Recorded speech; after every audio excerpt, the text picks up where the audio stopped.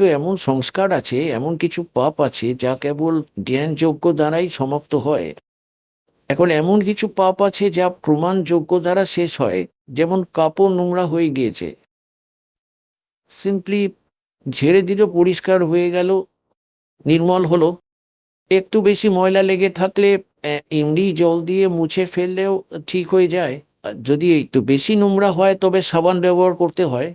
যদি কোথাও আরও দাগ থাকে তাহলে ড্রাই ক্লিনিং করতে হয়, তারপর তা পরিষ্কার হয়।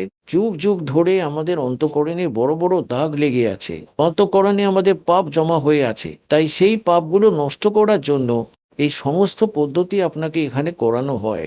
5টি যজ্ঞ করানো হয় আপনাকে। একটি ধর্মযজ্ঞ, কিছু এমন পাপ আছে যা ধর্ম করলেই কমে যায়।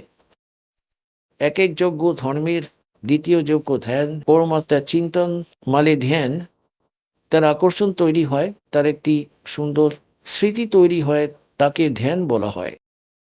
এবং তৃতীয় যজ্ঞ হলো হবনের। এখানে এক জ্যোতি যজ্ঞ করা হয়, জ্যোতি হবন করানো হয়।